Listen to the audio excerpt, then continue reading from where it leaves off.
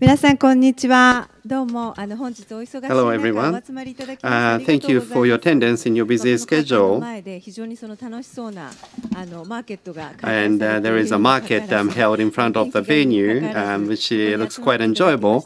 And despite the beautiful weather today, thank you for gathering today. But I am going to guarantee to you that you are not going to regret attending the session today. You're going to get to hear a great story. So we are going to start the symposium on keys to establishing a sustainable energy society, Reconsidering with Dr. Suzuki how to deal with energy. And my name is Mika Obayashi from Japan Renewable Energy Foundation, and I will serve as the MC for the symposium. Dr. Suzuki has become a director of the foundation, and in his visit, we have decided to hold this symposium. To start with, I would like to ask the organizer to make the opening remarks, Mr. Thomas Kober.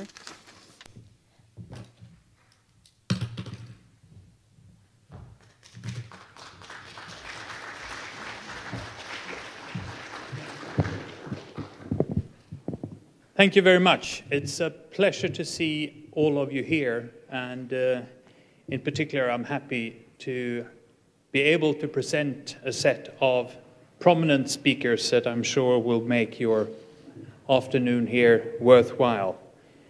David Suzuki has joined the board of Japan Renewable Energy Foundation, and we are very happy that he took on this task in life to help us develop the Japanese energy system into a more sustainable form. The seminar this afternoon is serious. Human species has, by its size and its technological capacity, changed the world. We are able to consume non-renewable resources at a high rate at the same time as we have built societies dependent on the very resources that we consume. We have developed industries and technologies that pollute the earth with chemicals and with radioactive substances that hurt ourselves and our children. And we have been able to change the composition of the atmosphere in such a way that the climate that we have adapted the world, the food production, and our lives to live with, that very climate is changing, which is beginning to cause significant economic problems and problems to the life of people on Earth. With the power that the human species now has got in its hands, we also have a responsibility to manage the Earth in a proper way. Individual companies, individual countries have also proven that we have the ability to meet these challenges, to solve the problems that early industrial society has caused. Many countries in the world have reversed the otherwise threatening reduction of biodiversity and removal of natural areas by actually proving that industrial countries can have forests growing and increasing in areas. Developing countries like Brazil has also managed to dramatically reduce the rate of deforestation. Companies in some countries have proven that agriculture can be sustainable and independent of irreversible pollutants and pesticides, and that fisheries can be managed in a sustainable way. Some countries have also started a rapid development of sustainable, renewable energy supply. Germany has increased its reliance on renewable energy in the electricity system from less than 5% at the turn of the century to more than 25% in the first 6 months of this year. Sweden has gone from 39 to 49% of total energy from renewable sources in just 7 years. And this year, China has proven that they have been able to increase wind power utilization to the extent that they now get more electricity from wind than from nuclear power. So there is hope. But while it has been proven that there are available working solutions, it still remains to be proven that we're able to utilize these opportunities at a scale that can meet the global challenges. I look forward to this afternoon's discussions, where we will have the challenges described, but also an opportunity to discuss solutions and how to increase the number of countries, companies, and individuals actively pursuing the solutions instead of contributing to the problems. And I hope we will leave this room in a few hours a little wiser and a little more able to contribute to solving the problems instead of contributing to increasing them. So thank you very much for being here, and welcome to you, and in particular to the speakers today, and especially to Dr. Suzuki, who has also, as I said, joined the Japan Renewable Energy Foundation's board.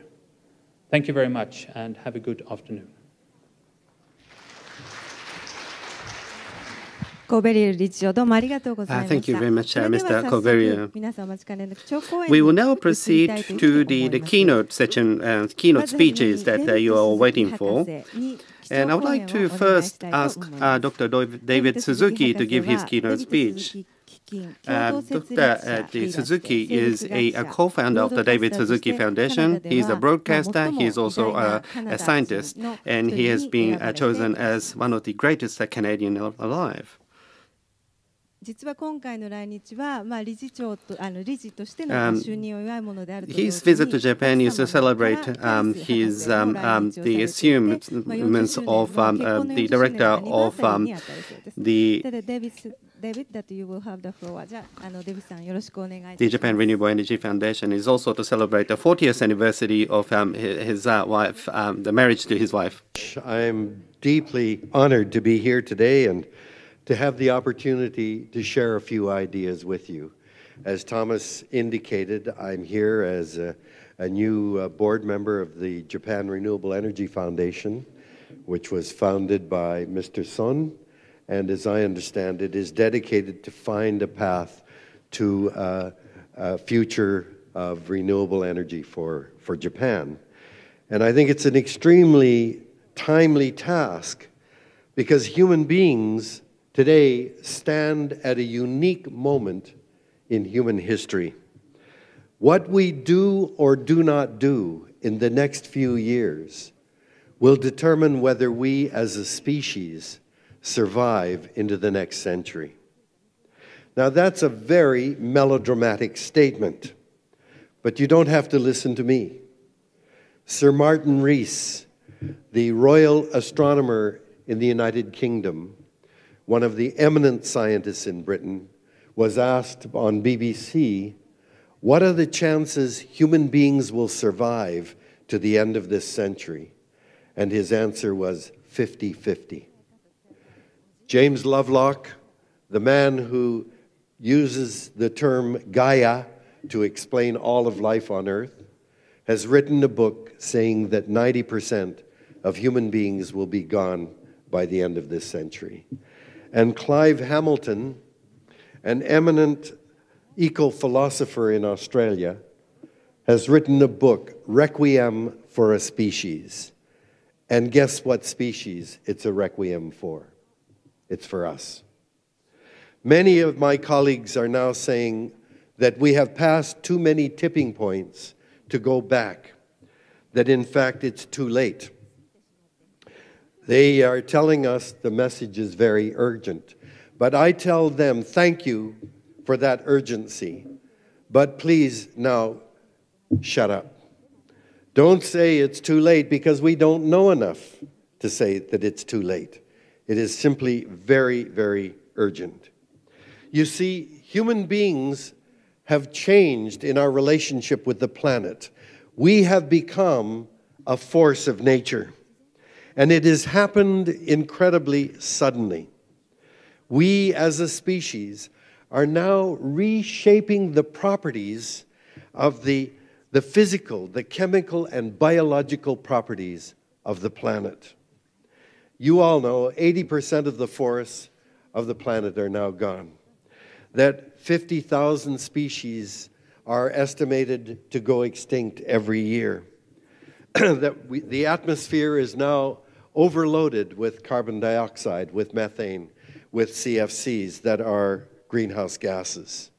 And that the oceans that cover 70% of the planet are now an absolute mess. The chemistry is changing to become more acidic. We know that that we are overfishing by far, and that there are massive islands of plastic in the great gyres of the ocean. And that's why the Nobel Prize winner Paul Crutzen has called this the Anthropocene epoch, the moment in geological history when our species has become a geological force. How did we arrive at this moment in time? I'm a biologist, and I think in evolutionary terms. Scientists today can use DNA to trace the movement of our species over time. And all of the trails lead back to Africa 150,000 years ago. We were born as a species in Africa. And try to imagine what the world was like when we appeared on Earth. There were still woolly mammoths on the planet. There were still saber-toothed tigers and giant moa birds.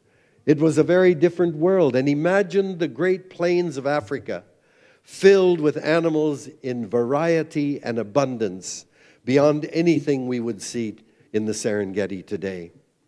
And here and there would be little groups of 3, 4, or 5 of these funny-looking, two-legged, furless apes. And that was us. Now, when you think of it that way, we were not very impressive. There weren't many of us. We weren't big. We weren't fast. We weren't strong. We didn't have very good ability to see or hear or smell. We were a very ordinary, undistinguished animal. But of course, the secret of our enormous success was invisible. It was the 2-kilogram organ buried deep in our skulls called a brain. The human brain gave us a great advantage. It made us curious. We had a massive memory, and we were very creative. That brain created order out of chaos in the world. And it did something no other animal has ever done. It invented an idea we call the future. Future doesn't exist. The only thing that exists is now and what we can remember from the past. But because we invented the idea of a future, we are the only animal that realized we can affect the future by what we do today. Based on our knowledge and our ideas, we can look ahead and we can see where the dangers are. We can see where there are opportunities. And we can deliberately decide today to avoid the dangers and exploit the opportunities. Foresight, our ability to look ahead, was the great advantage that human beings had. And in only 150 millennia, it took us across the entire planet. We occupied every continent on Earth and have become the dominant animal on the planet. And now, suddenly, we have changed in our relationship with that Earth. We have suddenly become the most numerous mammal on the planet. It took all of 150,000 years to reach a population of 1 billion people in the early 1800s. I was born in 1936 when there were just over 2 billion people in the world. Imagine, in my lifetime, the population of the world has more than tripled. If you were to plot that population growth over 150,000 years, the curve would barely rise like this until the very last moment in time when it suddenly leaps straight off the page. We are now at over 7 billion people, and every one of us has to breathe air, drink water, eat food, clothe, and shelter ourselves. Simply to stay alive when there are 7 billion of us means that we have a very big ecological footprint. It takes a lot of air, water, and land just to keep us alive. But of course, we're not like rabbits or rats or mice.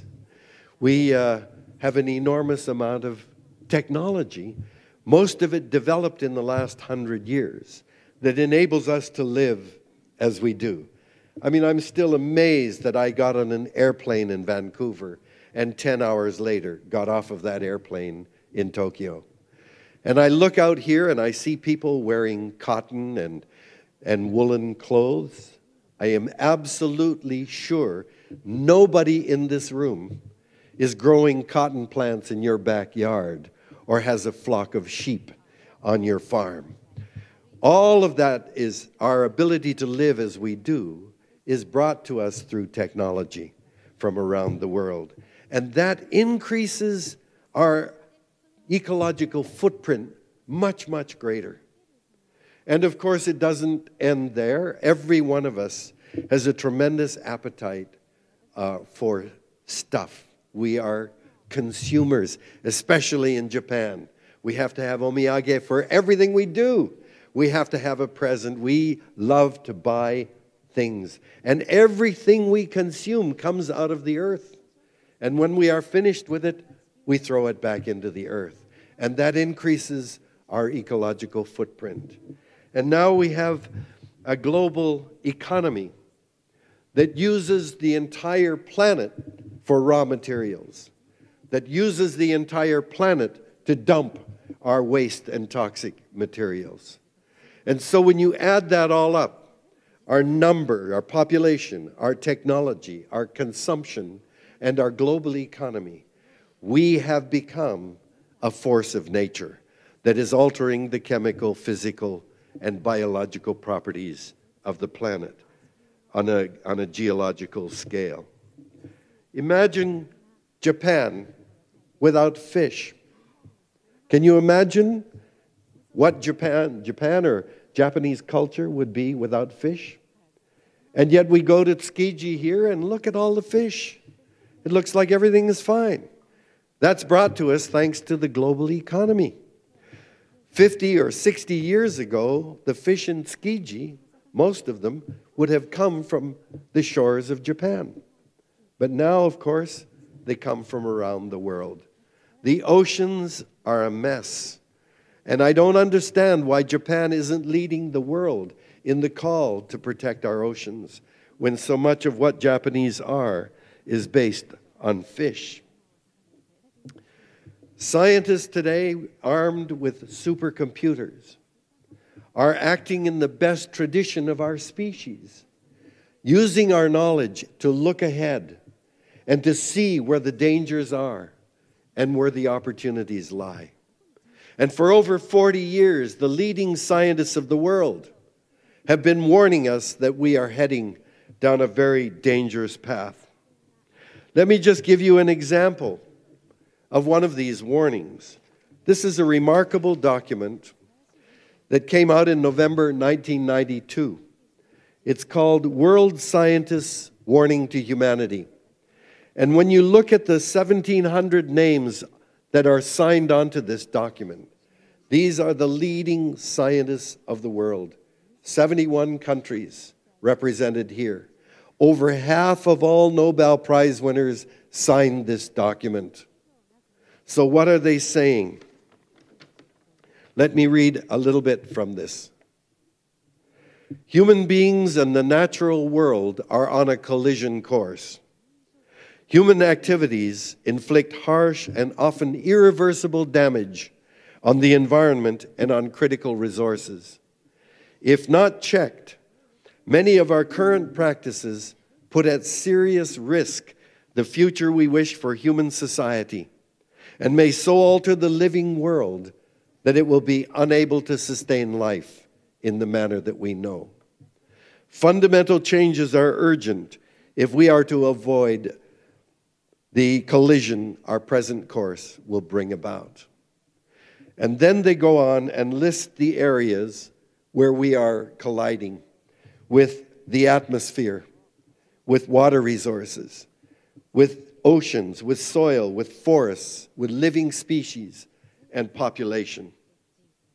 And then the words grow even more desperate. No more than one or a few decades remain. This came out in 1992.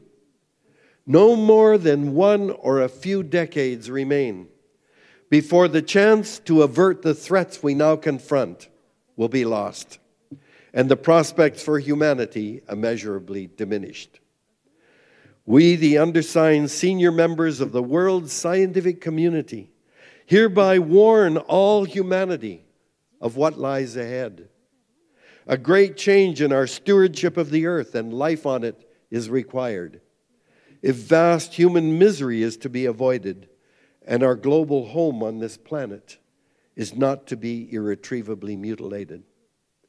And then they list the 5 things that we must begin to do immediately. This is a frightening document. Scientists of this stature do not easily sign such a document. But if this is a frightening document, the response of the media around the world was terrifying. There was no response. In Canada, Canadian Broadcasting Corporation, like your NHK, our national newspaper, the Globe and Mail, decided it was not newsworthy and didn't bother to report it. So I just wanted to remind you, over half of all living Nobel Prize winners signed this and said we could have as little as 10 years to avoid an absolute catastrophe, and the press decided this wasn't even worth reporting. That is truly frightening. For over 20 years, climatologists have been telling us that human use of fossil fuels is producing more CO2, carbon dioxide, than the plants in the oceans and on land can absorb. And so the concentration of greenhouse gases is accumulating and building up and warming the planet. That's why countries gathered in Kyoto in 1997. My wife and I were here with our foundation to try to begin a process to reduce greenhouse gas emissions, to avoid catastrophic global warming. Yet Japan and Canada have turned our backs on that international agreement.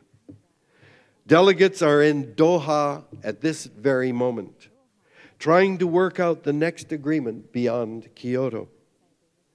It will fail. It will fail just as it has failed in Montreal, in Cancun, in Bali, in Copenhagen. The reason it will fail is the way that we see the world. You see, our actions are dictated by our perceptions of our relationship with the planet. Many years ago, I went to Peru, to a village high up in the Andes Mountains, and I learned that the children in this village are taught that this mountain is an apu. Apu in their language means a god. And as long as that mountain casts its shadow on their village, it will determine the fate of all of the people in that village. And I thought, imagine when those children grow up, how they treat that mountain compared to children who grow up in Canada in the Rocky Mountains and are taught those mountains are full of coal, they're full of copper, they're full of gold. The way we see the world shapes the way that we treat that world. For 95% of our existence on this planet, we were a nomadic hunter-gatherer. We had to follow through the seasons and find the plants and animals. And when you live as a hunter-gatherer, you know we are deeply embedded in nature. We depend on nature for our very survival. In the last 5% of our existence, the last 10,000 years, we went through the agricultural revolution that changed the way that human beings lived. And in 1900, when there were only 1.5 billion people in the world, there were only 14 cities with more than 1 million people. London was the largest city in the world in 1900, with 6.5 million people. Tokyo was the 7th largest city in 1900, with 1.5 million people. Most people in the world lived in rural village communities because most people in the world were involved in some aspect of agriculture. We were a farming species, and farmers understand very well that we depend on weather, climate, and the seasons for our well-being. Farmers know that the amount of snow in the winter is directly related to the amount of moisture in the soil in the summer. Farmers know that some insects are pests, but insects are absolutely vital to pollinate flowering plants. Farmers understand that some species of plants and trees take nitrogen from the air and fix it as fertilizer in the soil. Farmers understand that we are dependent on nature, that we are embedded in nature. In only 100 years, we underwent a massive transformation or change. By the year 2000, there were now 6 billion people in the world, but there were more than 300 cities with more than 1 million people. Tokyo was the largest city in the world in the year 2000. Now, in countries like Japan and Canada, the United States, 80 to 85% of us live in cities. We have become an urban species. And in a city, it's easy to think, we are so smart, we create our own habitat. And as long as we have parks where we can go camping and playing in, who needs nature? We don't need nature in a city. In a city, we think our most important priority is our job. You need a job to make the money to buy the things that you want. Notice I said buy the things you want. My mother and father grew up through the Depression in the 1930s. And they taught me you have to work hard to make money to buy the things you need. But that's not how we live today. We buy the things we want. And there's no limit to how much we want. And so we've suddenly changed from a farming animal to an urban dweller, and our jobs become our biggest concern. And so the economy then becomes our highest priority. And we forget that the very word economy comes from the Greek word ekos, meaning household or domain. Our domain as a species is the biosphere, the zone of air, water, and land where all life exists. That's our domain. The economy is, economics is the management of our domain. Ecology is the study of our domain. What ecologists try to do is determine what are the conditions, the laws, the principles that enable a species, including us, to survive and flourish. Now, I would have thought any government, any corporation, any group, before beginning a new program would say, wait, what do those ecologists tell us are the conditions and principles? Because we have to live in a way and act in a way that will not violate those principles that enable us to survive and flourish. But when we say we can't afford to reduce greenhouse gas emissions, it will cost too much money. We can't afford to stop fishing with drift nets or fishing with long lines. We can't afford to stop clear-cut logging. We say that the economy comes above ecology, that the economy is even more important than the very things that keep us alive. I began working and speaking out on environmental issues after I read a book by a woman named Rachel Carson in 1962. That book was called Silent Spring, and it was all about the unexpected effects of pesticides. And because of Rachel Carson's book, the environmental movement exploded, and we celebrated many, many successes. When her book came out in 1962, there wasn't a single department of the environment in any government in the world. The word environment in 1962 didn't mean what it has come to mean today. And so we got departments of the environment. We created UNEP, the United Nations Environment Program, and we got laws that govern clean air and clean water and endangered species. And we developed millions of hectares of land to be protected as parks. Those are great successes of the environmental movement. And my wife and I became involved in many issues in British Columbia and in other parts of the world. There is an area in Alaska called ANWR, Arctic National Wildlife Refuge. And that's where one of the major caribou herds, the porcupine caribou herds, have their calves in ANWR. But there's oil under ANWR. And Alaska wanted to drill for oil in ANWR. And so I did 3 programs about the caribou in ANWR, showing that if you drilled, it would destroy the calving grounds. And we stopped it each time, the proposal to drill for oil. Alaska wanted to send their oil down the coast of British Columbia in supertankers. And we fought that and we stopped it.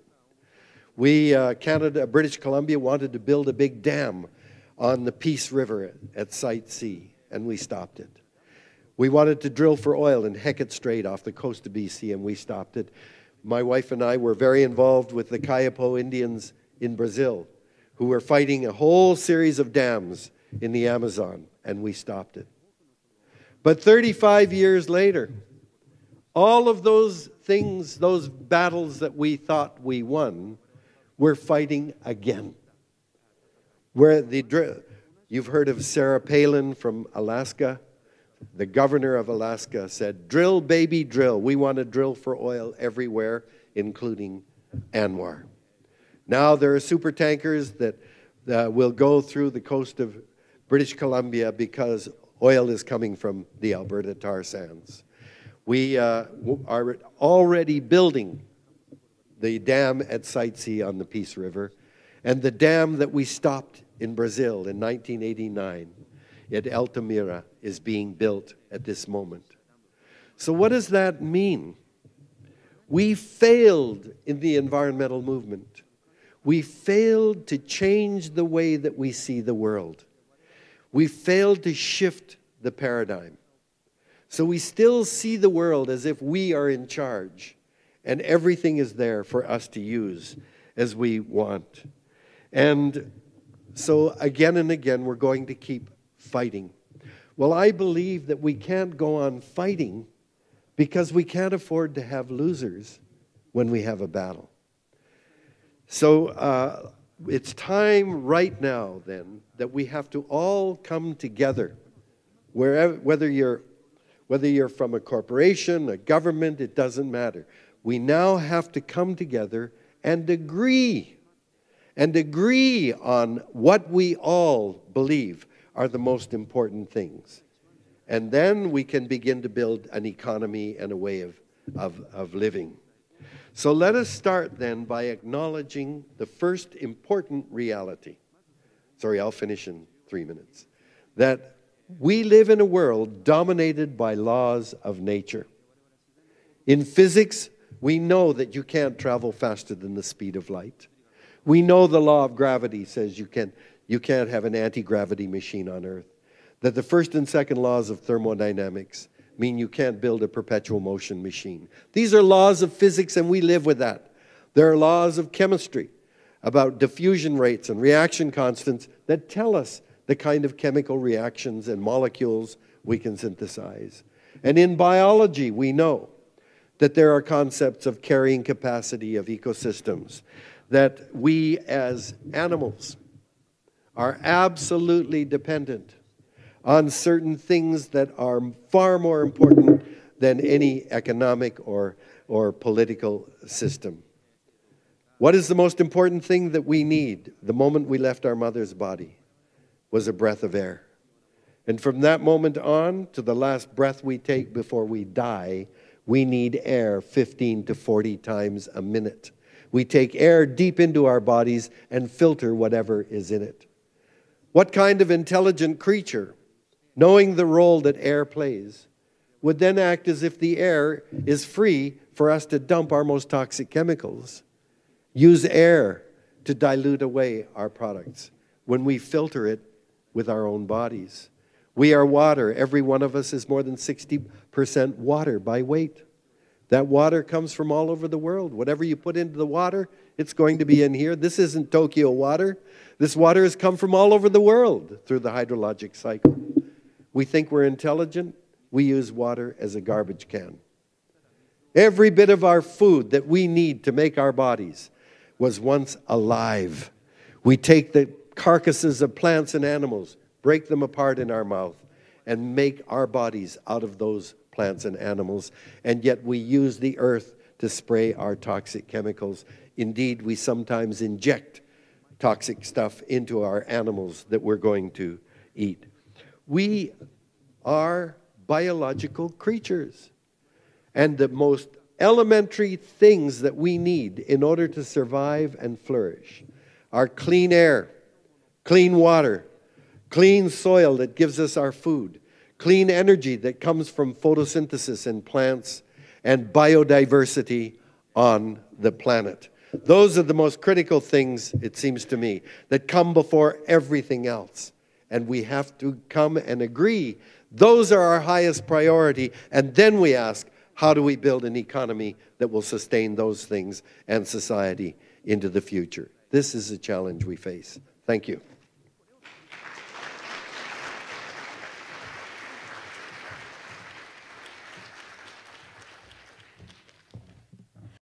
続きましては写真家の石川直樹さんの方に So next, I would like to ask a photographer, Mr. Ishikawa, to give his speech. We're just preparing the stage, but when he was second year high school, he went to India and Nepal, and he has actually traveled around the world. And he has, in fact, climbed to the 7 summits, the highest mountains of 7 continents. So he is an explorer, and he has taken photos of his trips, and he's now he have his own photo galleries and so forth. So, Mr. Ishikawa, please.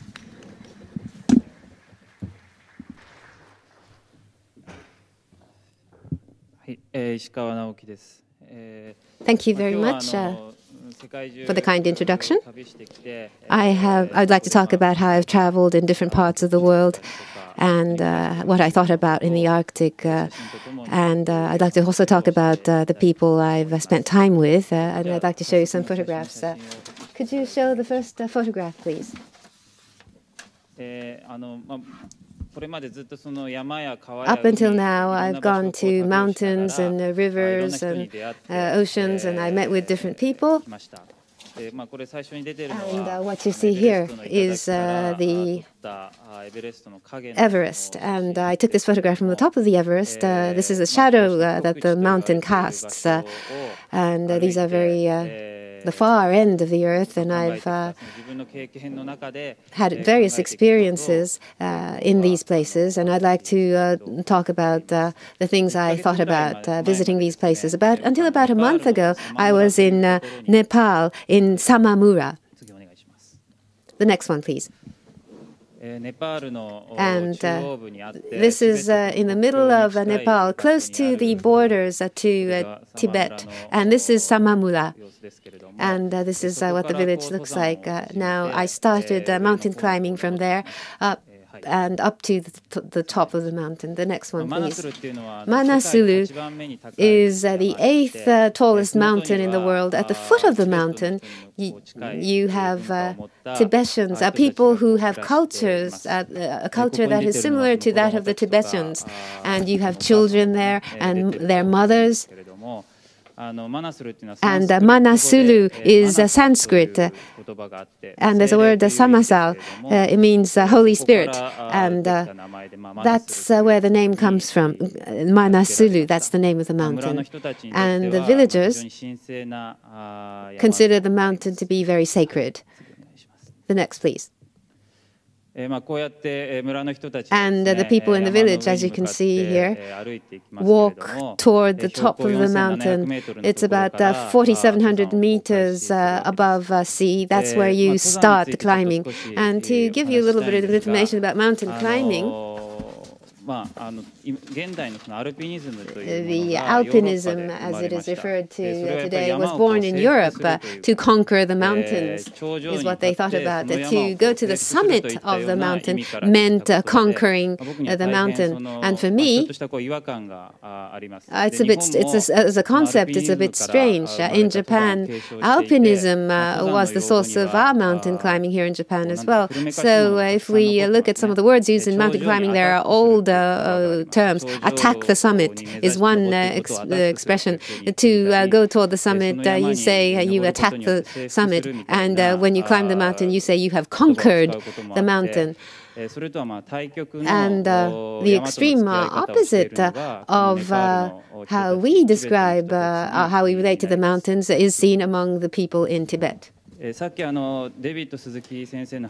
David Suzuki talked about how the people in Canada perceive of mountains and how the children in the Andes perceive of the mountains. And he said that there was quite a difference. And when I heard this, I thought about the way people in Nepal perceive of mountains.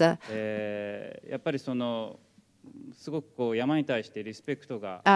people in Nepal have tremendous respect for the mountains. On the other hand, mountain climbers have the objective of reaching the summit. And we give very little consideration for the environment. All we have in mind are going to the very top of the mountain. This mountain is over 8,000 meters, and what's important is cooperation of the locals. There are Sherpas in Nepal, and these Sherpas support our mountain climbing. They guide us. And I showed you a photograph of the village. The people there help us climb the mountains. The next. And from the glaciers, I showed you a picture of the tip of the glacier, and the rivers flow from the icebergs, and this river supports the village. There's no power or electricity. There is some electricity, but for the most part, they're dependent on generators, and it's not very stable. So they use natural energy, and they live in very traditional styles. That's at the foot of the Manasulu, and likewise for the people at the foot of the Everest. And this is the base camp. And I like to travel very much. I've gone to different parts of the world, and part of this is mountain climbing.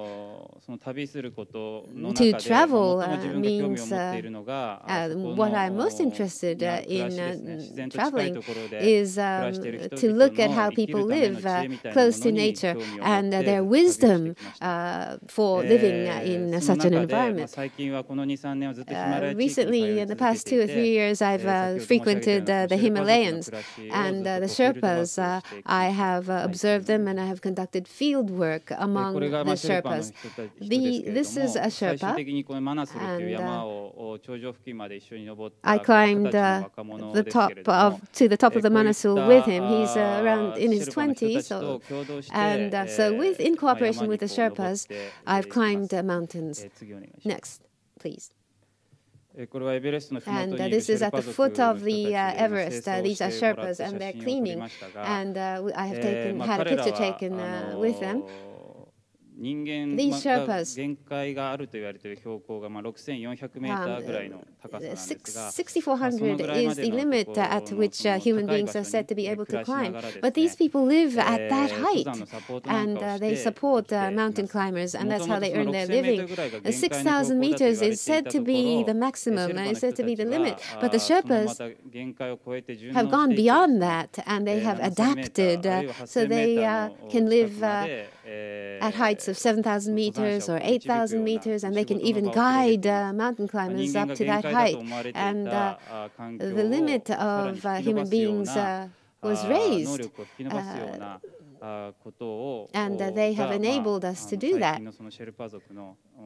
And that is one of the jobs of the Sherpas, to extend the limit. Whether it's mountains or the oceans, people live close to nature, and they live very traditional lives. But they've acquired and extended their capacity, and they're able to adapt to greater heights. I like the Sherpas very much because they say taking care of the yaks is much more work than helping people climb the mountains. And so when I hear that, I feel I can trust them. And I wanted to know more about their lives. So next year, I'm planning to go to the Himalayas as well. The next slide, please. And from here, it's the Arctic. That's a small village in Alaska called Coatesville. And as was the case with the Himalayas, in the Arctic, in a small village, I visited cities such as Shishmalef or Norm or Coatesville. Every year I visited this region, and I have taken photographs. And this is Shishmaref, a house at Shishmaref. Due to global warming, the sea level has risen, and there was high tide, and the ground was shaven off. Shishmalef village is such that it's in a sand peninsula, and every year the sand is washed away. This is a picture taken 6 to 7 years ago. The situation is much worse now.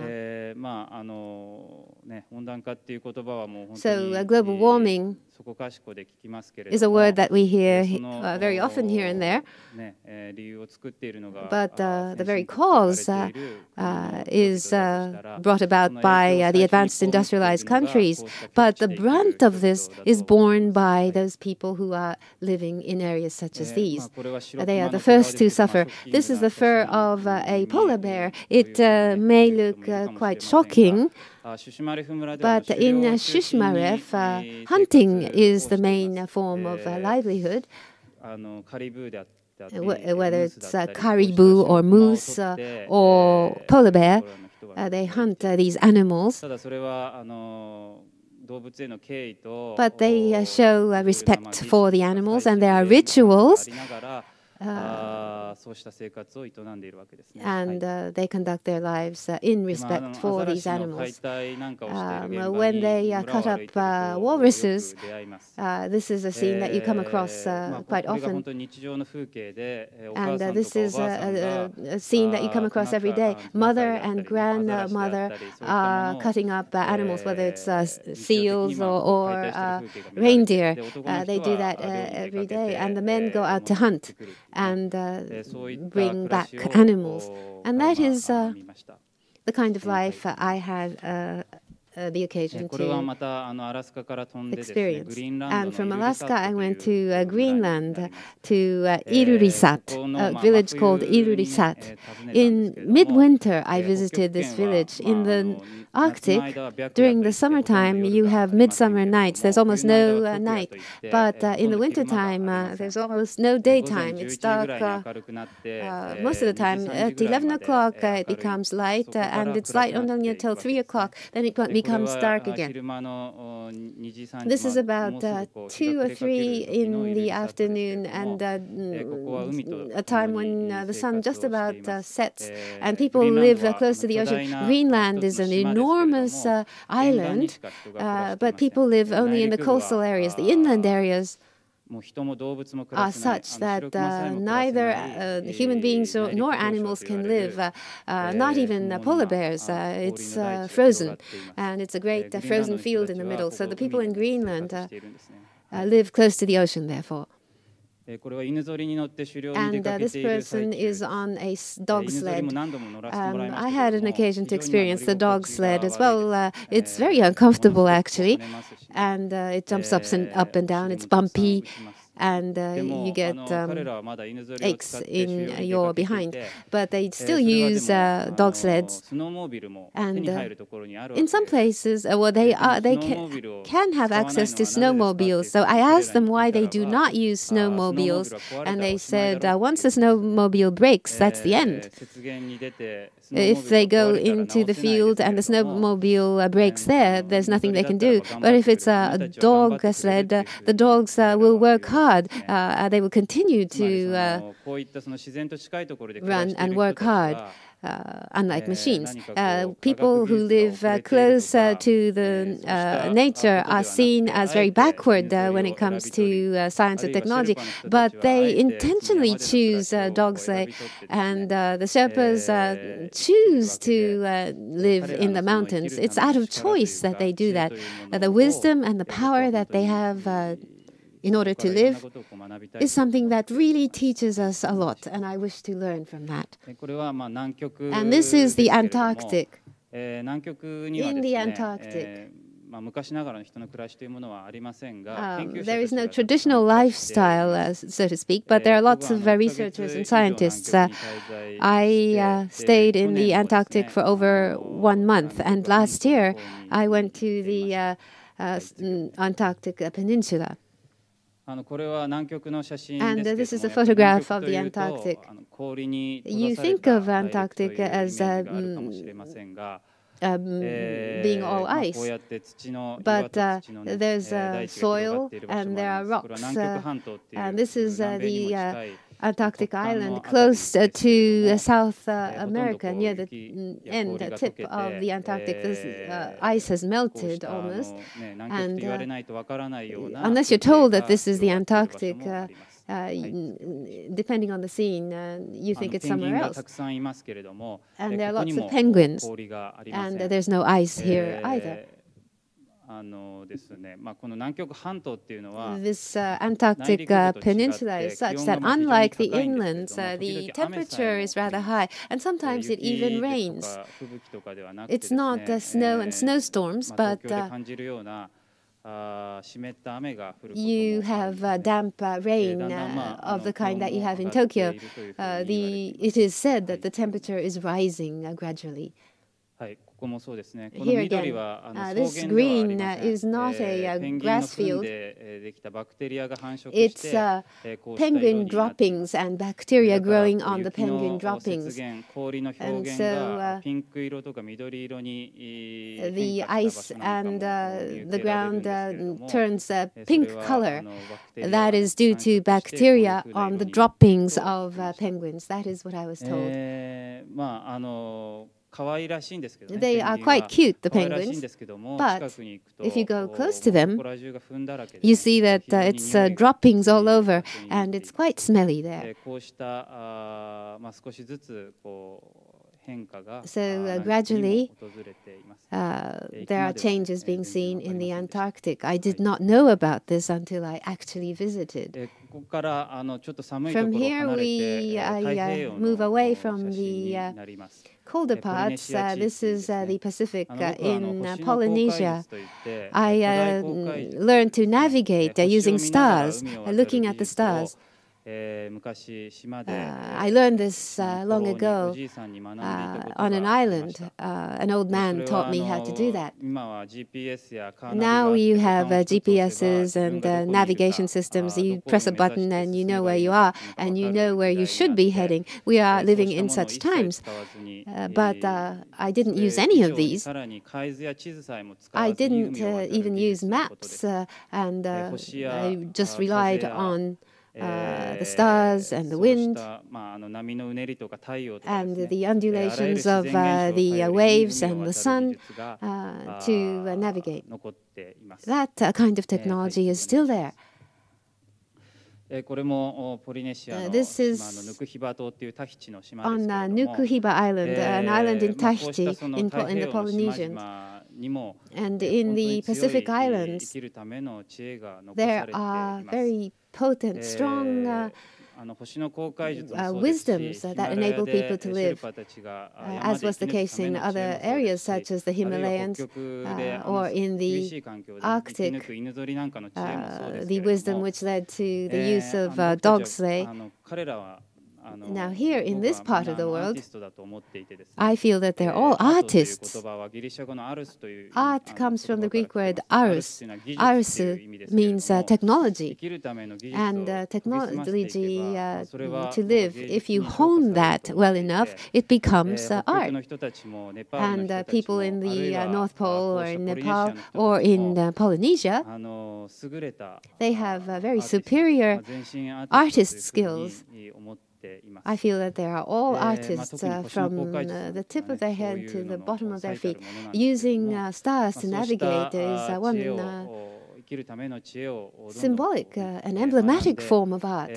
And they learn skills to live in nature. And I'd like to acquire the same skills. Next, please. I think time is up, but whether it's people in Polynesia or even myself, they have the 5 senses, and they leverage that in order to live in nature. What is dormant has to be woken up. So, just like they're doing, they should face nature to continue their journey. I should like to do the same, to know more about the Earth. I look forward to engaging in discussions with you later on. Thank you very much.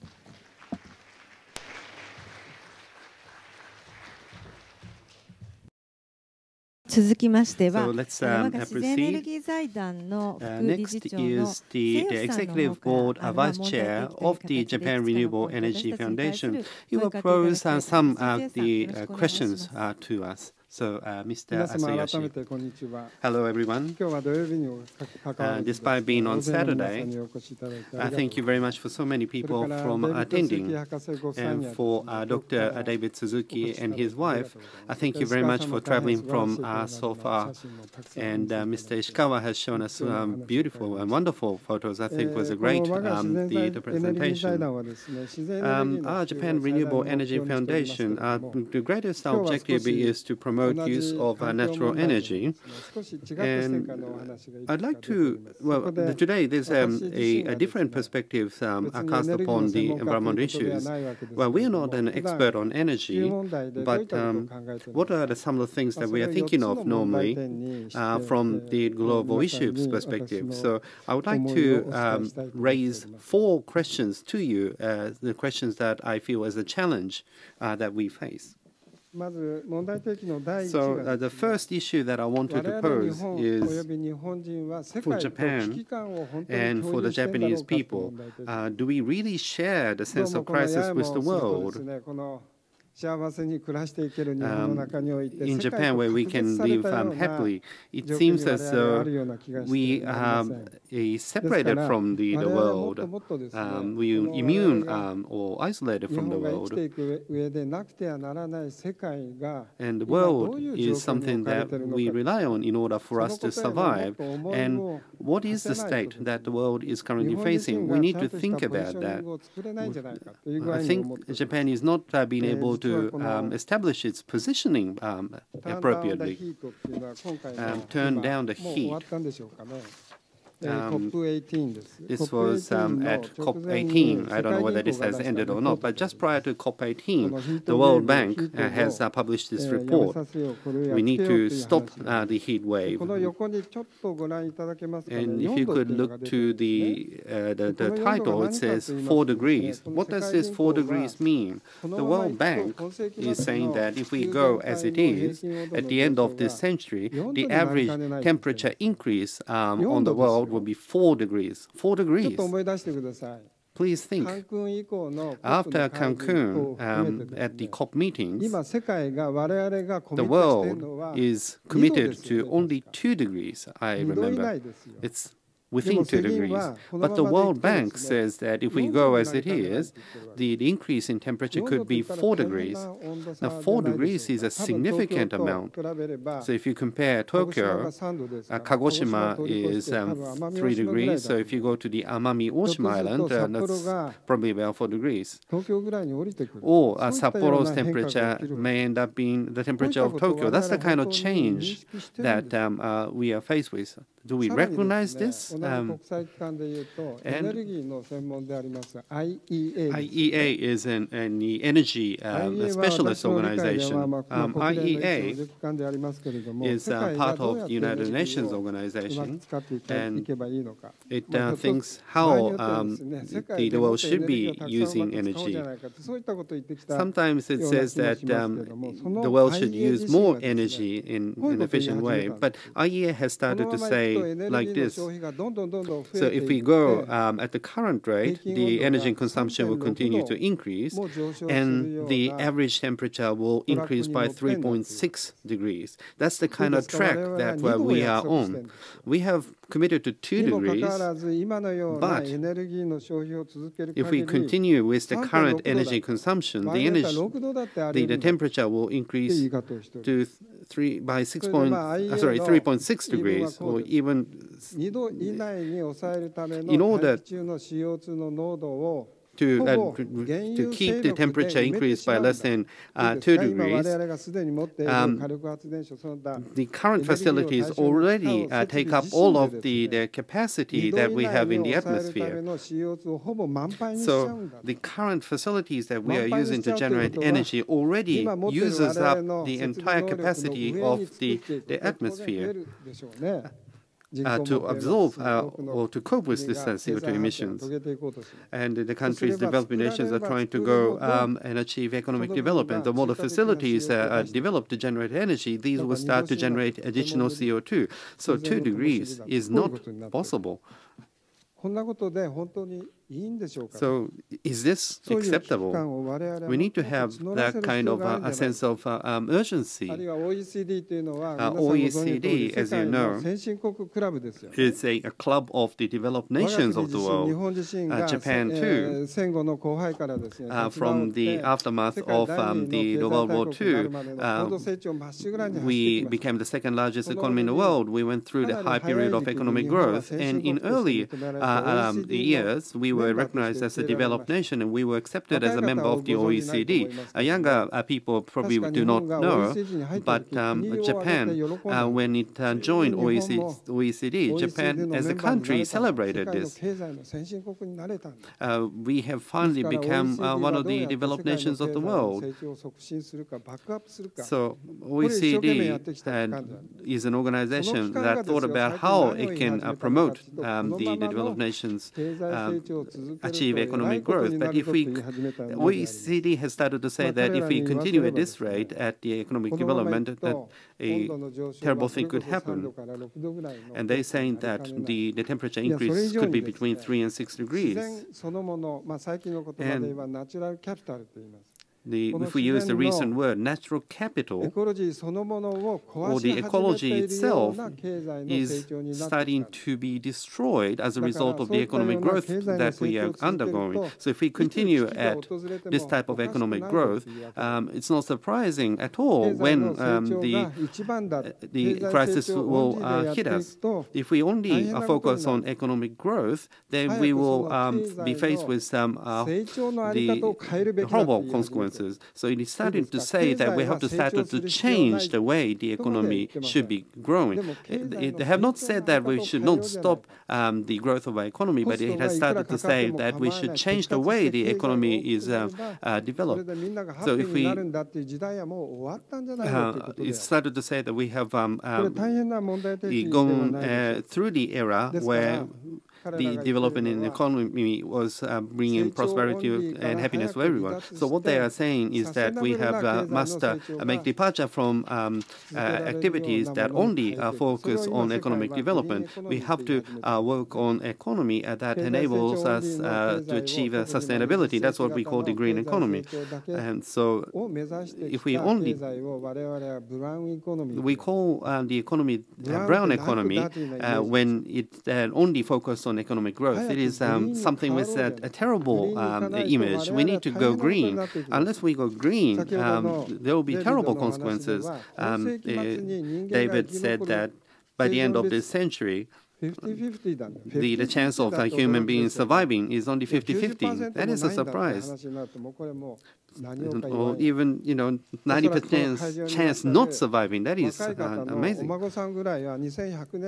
So the grandson of the younger people in this room, can they actually live through the 2100? This is our issue.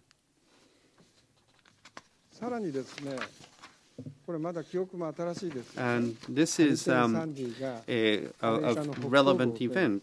Hurricane Sandy hit the northeastern part of the United States. This was at the end of October this year. Based on newspaper report, this hurricane was Category 1. The Katrina in 2005 was the Category 5 for an instant, and that has caused the greatest damage in American history. But the Hurricane Sandy was likely to have caused the second worst damage in history behind Katrina. There's many reasons.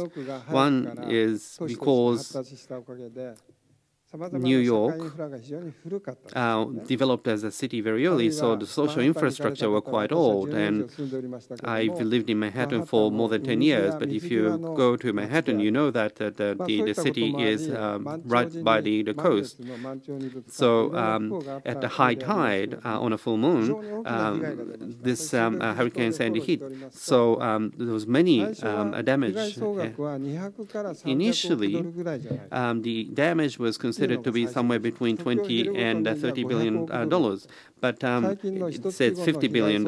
And 1 month later, it is estimated that the damage could reach as much as $80 billion. Katrina's damage was said to be about $100 billion, so we're not too far. In the southern part of Manhattan, some of the large buildings are still flooded. 1 month after the hurricane, the office still are closed. A part of the subway has not resumed operation. That kind of situation questions still remain.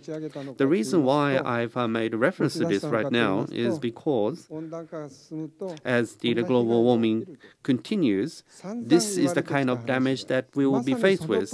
And the things that's been talked about is now happening. It's happening in New York, it's happening in New Jersey. And there was a report that was published immediately prior to this that has made a reference to this. Munich Re. It is a reinsurance company.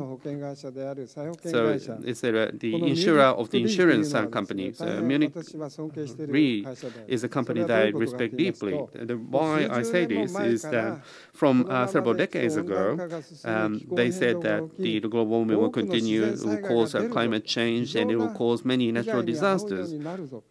That's what they have been saying, and they have been giving that kind of warning through great reports. They've been doing this on an annual basis, and this may just be out of coincidence, but in the middle of October,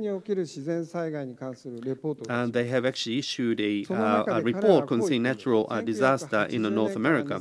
And what they said is that in the 30 years from 1980 to 2011, the overall loss burden from natural catastrophes has surpassed $1,000 billion. That is equivalent to a Japanese national budget, and this was lost as a result of the natural catastrophe. And half, 500 billion yen were actually paid out as insurance payment. And in 1980s, 30 years ago, the loss per year and the insurance payment was only about $9 billion. $9 billion in itself is a large amount, but that's the kind of insurance payment that was made in the 1980s. But 30 years later, it's 4 times. $36 billion is being paid as insurance. $36 billion is paid as insurance payment every year. So it's 4 times the level from 1980s. And I was surprised by that comment. They've said that there is even a clearer relationship between natural catastrophes and climate change. I've spent a little bit too much about the first the issue, but the second issue that I wanted to raise is that we can no longer only talk about CO2. The global issue from various perspectives, like David said, in many areas we are starting to go over at the tipping point. And in the global community, it's no longer the case that we can just work on CO2. We need to try to deal with these problems as an all-out fight. Or all-out an effort. Even in a natural disaster area, it's no longer the case that we can only deal with the global warming. There is a deterioration of biodiversity. There is a serious water issue, not only in the natural world, but these things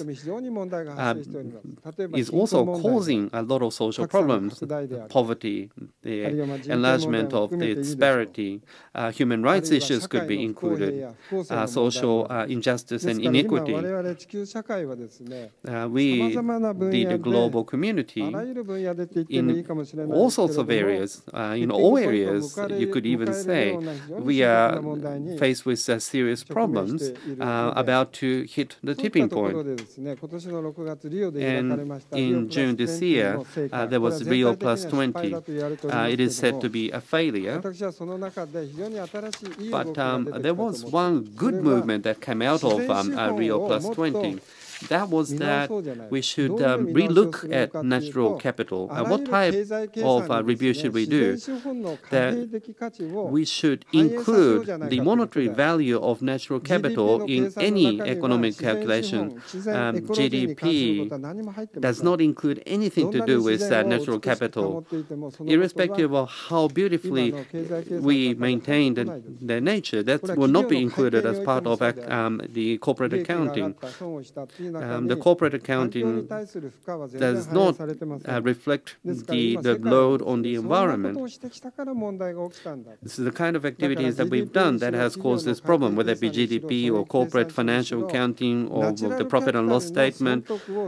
You need to reflect the gains and losses of natural capital. And this type of movement has finally started. And I think this is a great thing.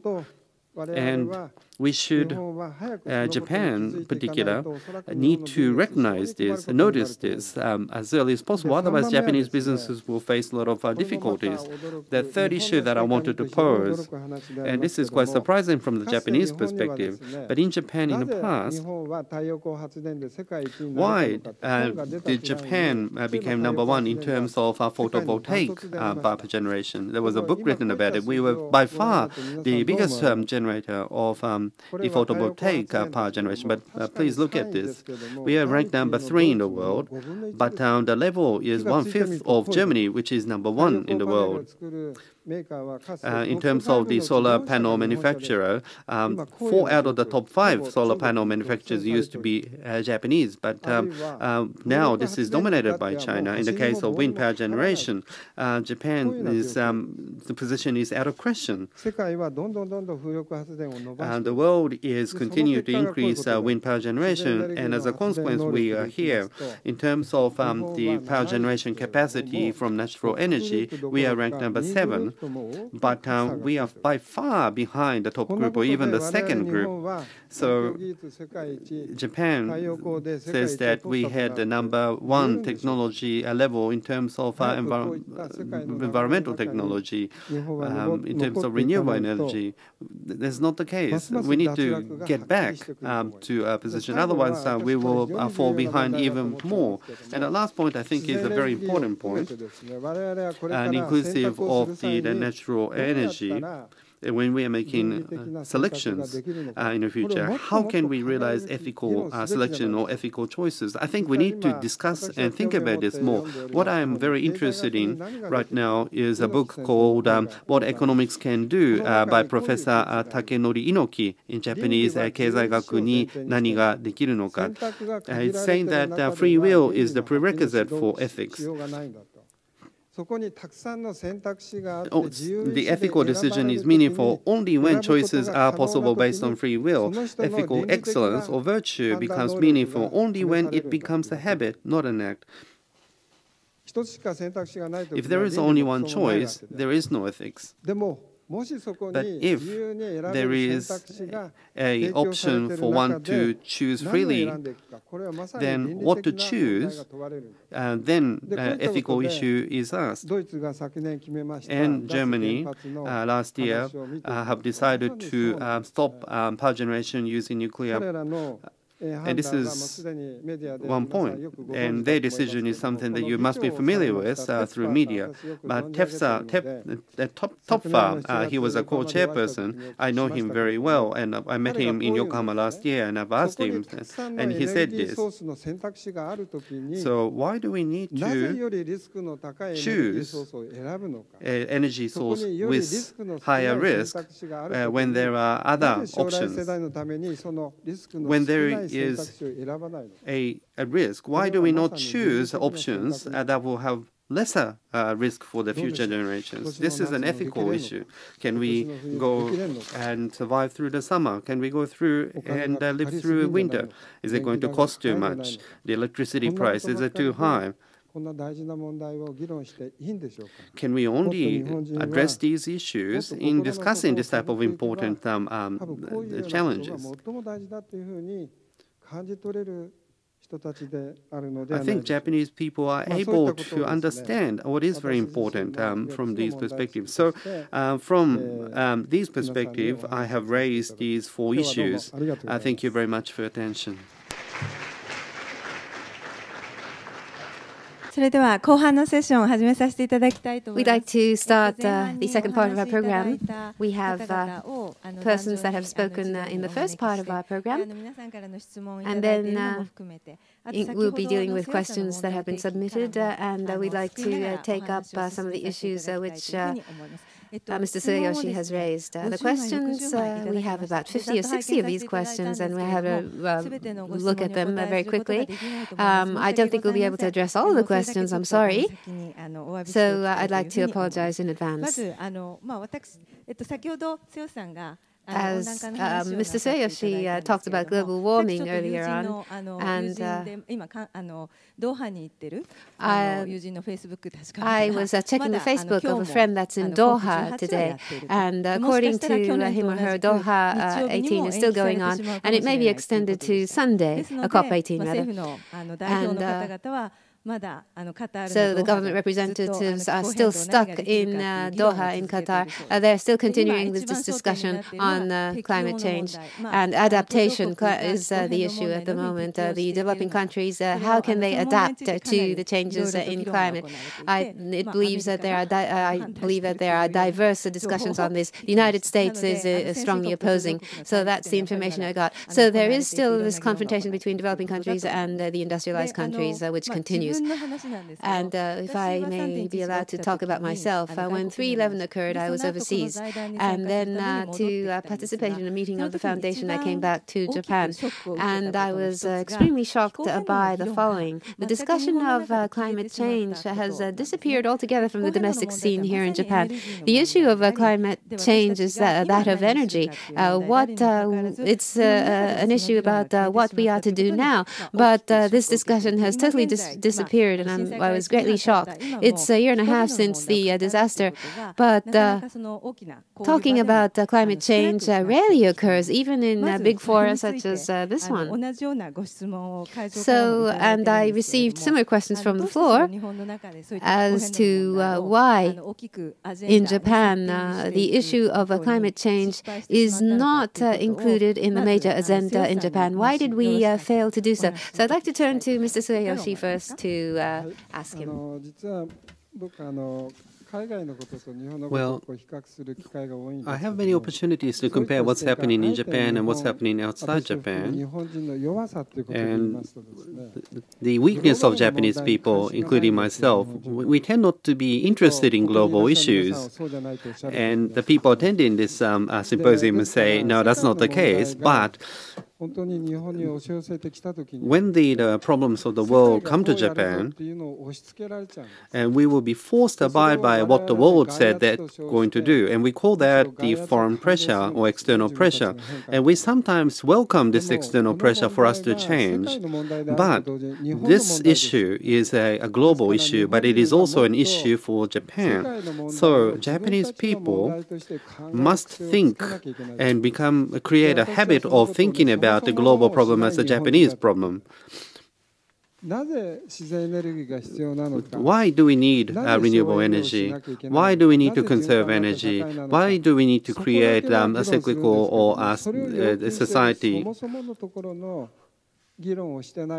We're not discussing the fundamental aspect, and so when there is a win against what's happening, the discussion kind of disappears because we think only about something in the near future.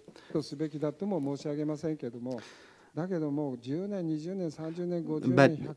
10 years, 20 years, 30 years, 50 years, 100 years out, there must be a sense of direction or sense of access that we must not change. And how to have a sufficient discussion on that, how to have a common understanding on that is extremely important.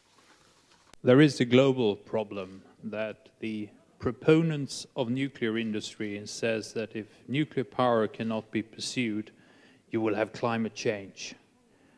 And those who want to preserve the use of fossil fuels says, if we can't use fossil fuels, then we'll have to rely on the dangerous nuclear power. And I can understand that having suffered from the Fukushima accident, people in Japan, with that view, tend to downplay the risks of climate change and fossil fuel use. But what is now an important opportunity is that countries like Germany has clearly demonstrated that you can reduce the use of nuclear power significantly at the same time as you reduce the use of fossil fuels by giving a substantial effort to invest in renewable energy. I mentioned how Germany had gone from 5 to 25% renewable electricity in just a few years. So to get out of this non-real belief that you have to die from either nuclear power or die from climate change, but that we can actually survive by using renewable energy, is extremely important for Japan to handle this in a constructive way, as well as for many other countries in the world to actually see that there are a sustainable alternative to these two less enjoyable future scenarios. さっき瀬尾さんの話の中で、Mr. Sueshi before said that Tokyo could become Amami Oshima Island, 3.5 degrees to 4 degrees. But during the Ice Age, when our Earth was covered by ice during the Ice Age, if you consider that, the current average temperature to the temperature during the Ice Age, the temperature difference was only 5 degrees, minus 5 degrees. So global average, it might be 3.5 or 5 degrees a difference, but there are some areas where the temperature will increase significantly, and there could be areas where the temperature will come down. And if you average all that, that's 4 degrees. So in that sense, the change in climate is going to be significant, and this is something we must not forget. And related to this, the ambassador from Costa Rica has asked a question to Dr. David Suzuki. So climate change, whether this is going to have impact, whether this is going to be discussed, but what is the window towards the climate change failed? We are currently going through COP18 now, but today or even tomorrow, we are not going to reach some the consequences. Dr. Suzuki said that it's likely to fail. But effective action, what are the effective action that can be taken in order for countries to head towards that direction? What can be considered? Maybe if you could take a comment on that, please. Well, I think that the answer to that, Thomas could do far more effectively than me. Let me back up and say why I believe that Doha will fail, just as all of the other conferences will fail. We live in a world, as I said, that is governed by laws of nature, and we have to live within them. They shape our world. But we have come to think we are so important that we draw lines around our property, around our cities, around our provinces and countries. We think those lines are so important, we will kill and die to protect those lines.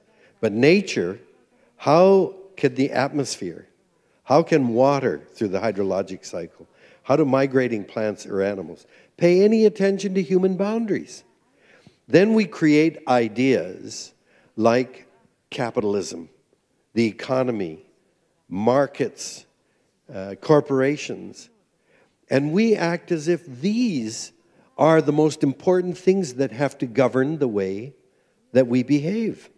So at Copenhagen, we had 192 countries trying to deal with the atmosphere that doesn't belong to anybody through the lenses of 192 national boundaries and 192 economic priorities. We try to make nature fit our agenda, and that's why it will never work. The first thing we have to do at a meeting like Doha is throw all of that stuff out and say, what are the physical realities that we have to deal with? And that is that we're on a catastrophic course, and that we are getting nowhere in terms of capping and reducing very quickly our emissions. How you do it, that's another issue. But the highest priority has got to be to recognize we've overloaded the atmosphere now, and we have to bring it down, I think. And if we don't start with that, then we have to try to fit our agenda into nature's priorities. Then we are doomed to fail every time. Thomas, do you have anything to add? Well, I agree that it's very in Doha. The host country and some other countries rely on selling fossil fuels for their living.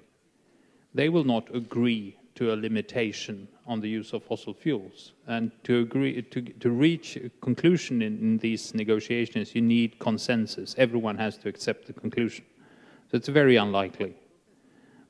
The hope is that many countries, companies, households, and individuals will start behaving in the way that we need everyone to behave in order to succeed. And we do see already countries that are very successful in reducing carbon dioxide emissions and using more renewables. We see companies that have taken as policies to do so.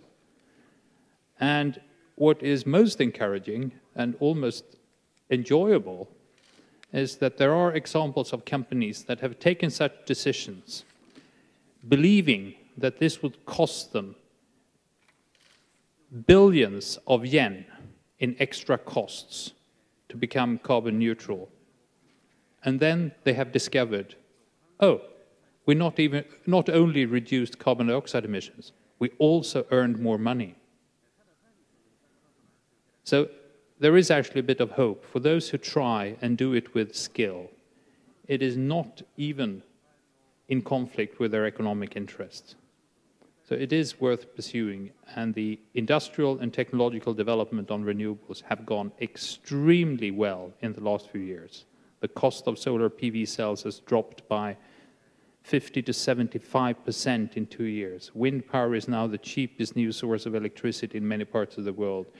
In the EU, solar power was the largest new source of electricity last year. So I think there is hope, but not in the negotiations in Doha.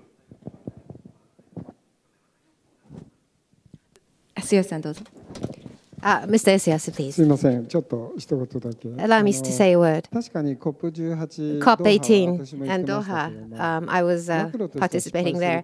In macro terms, I think it'll fail, でもそのことはあまり僕は but that in itself 強く心配してません。 is not of という grave のはですね concern to me. 国際的なアグリーメントのレベルでは International そうであっても agreements may fail, but in terms of natural strategy at the country level or at the industry level, or to take it a step further at the company level, すでに始まってるんです。 a lot of measures have been taken already to deal with the situation. So dealing with global warming, when we think about this, if we only focus on international agreements, we may be misled. Naturally, or in reality, there are countries that have made impressive strategies already, and the same is happening in countries and on the company level. So what I often say is that international frameworks, when they say that it's good that there are no international frameworks, I say that's not true. At the corporate level, the competition has already started. One should have that strong sense of awareness. The global economy is such that globalization has largely progressed, and what this means is that the boundaries, national boundaries, are disappearing. The central government in Japan need not introduce new rules. If companies in the US decide on their business rules, these rules penetrate all over the world. So these are things that we have to be well aware of. Otherwise, Japan's international competitiveness will, to a great degree, wane. ありがとうございます。デビッドさんになんです Thank けれ you. ども、 This is 伝 to 統的な David. 知恵を役 Traditional 立たせる wisdom 方向で to どんどん今後の社会を進めていくべき the だと society in the future must head towards in the direction to utilize this type of the traditional wisdom. But between wisdom and rationality, how can both be utilized to achieve sustainable society? And I would also like to ask from Mr. Ishikawa, you have visited many parts of the world and you have looked at the way people live together with nature. From that kind of perspective, how would you think of the way Japanese people live? So these are my questions. Well, if I may start, I really believe that the challenge is a fundamental shift in the way that we see our relationship to the world. So this is often called a paradigm shift. And where the environmental movement has failed has been to shift that paradigm. So if we, for me and my family, our greatest lessons in changing the world have come from indigenous people. I was shocked when I carried out an interview with a man from an indigenous. He had fought against logging his lands. And I knew they needed money. They had very high unemployment. And I said, why are you fighting to stop the logging? And he said, because when the trees are gone, we won't be Haida anymore. That's all he said. We'll just be like everybody else.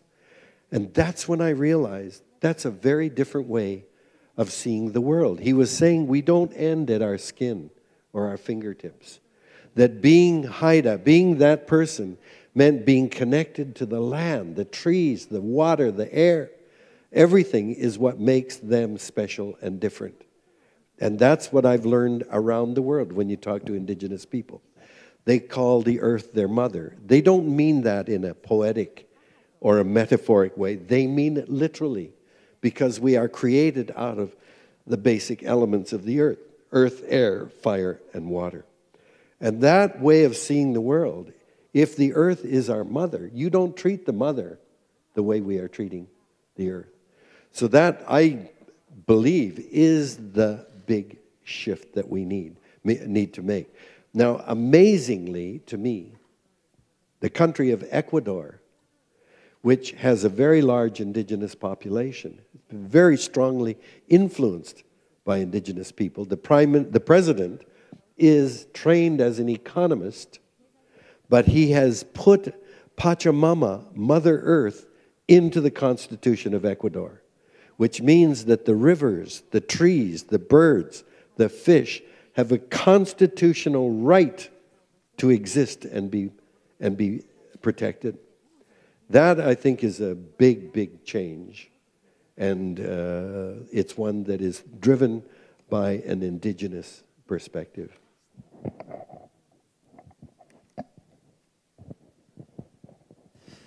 はい。僕もハイダ族が暮らしているクイーンシャーロットと The Queen Charlotte Island, where the Haids live, I have visited the island many times, and I have met with the Haida people, and I have talked to the Haida people. 先ほどの大林さんの質問は And 日本の Obaya's question, are you asking me to make reference to the situation in 日 Japan? 本のそ Well, の自然っていうのは The まあ nature 山も in 海もそうですけ Japan, ど whether it be 昔から mountains or the sea, but from the 山 past, に神様がいて there was always a god that lived in a mountain, 信仰したりとか and まあ we had 敬意 basically を表したり worshipped that まあある and いは paid 生きの根を respect, 接したりっていう or we have まあ切っても切れないよう considered なその精神的な them 側 with 面が their fear to あ an りました extent. So there was that kind of spiritual aspect that one had with the mountains and the gods. But like David said in his keynote speech in Canada, when educating children, think of mountains as where one could get the gold and silver and so forth. But if you go to the Andes in South America, the children have more spiritual connection to the mountain. In Japan too, there are both of these aspects, I think. And the spiritual aspect, it seems that is being more forgotten, more and more being forgotten. So the awe that one might have towards the mountain, or even the fear, to have that in mind as one interacts with the mountain, I think this type of thing should be re-looked at again. ありがとうございます。Thank you for that. じゃあただデイビッドさんの方からも David talked about the fact that it's not too late. でトーマスからも And Thomas said there is hope. 具体的なプロ So セスとして specifically speaking, in terms of the どういう process, 移行が考えられるのか what という kind こ of とについて transition is ト possible? ーマス Mr. Tsuyoshi and Thomas, could we hear from you? トーマスかな Starting with Thomas, please, 後でデイビッドさん and maybe David thereafter. As I said, we have good examples around the world of countries, companies, individual projects showing that there are real solutions to most, if not all, of the challenges that we describe. It's a matter of putting them into practice generally throughout the world. I think while the climate change and nuclear risk challenges are appearing to be the worst, the energy sector is also one where the solutions are now becoming very obvious. We have opportunities to use solar and wind energy, for example, at very low costs today. In many countries in the world, they are profitable without subsidies or special regulations. In Japan, with the feed-in tariffs introduced this summer, they are extremely profitable if you utilize them at the same efficiency as in other countries in the world. So there are magnificent opportunities. But what is required is that people and companies all over decide to use them. Even consider calculating and seeing the economic benefits makes it very easy to use it today. The greatest threat is the belief that it is impossible. The fact that many people believe that we have no other alternatives than nuclear or fossil fuels, that they are necessary evils, that perception is in itself the greatest barrier. And similarly, I think that one of the few things that were said today that I really disliked was when David cited this Professor Rees, I think, who said that the probability of the human species surviving this century is 50%. Like if it was a lottery. But it's not a lottery. It's something that we decide on ourselves. So if we decide that we want to meet these challenges and provide a good environment for coming generations, we can do it. And whether we decide that or not is not a matter of chance or lottery. It's a matter of our own decisions. はい、僕は何かこう一つのやり方で、英語でシルバーブレッド。There's no silver bullet in English. There's no one method that would change things. I don't think that is the case. What we have to do is to look at the way countries ought to be, the way society and companies ought to be, and we have to look at changing our perceptions of life, how we lead our lives. So all of these have to change. So we need all the means available to us in society to deal with this. All the stakeholders in society have to do what they have to do. So in that sense, the national strategy has to undergo changes. What do we do about Japan's strategies?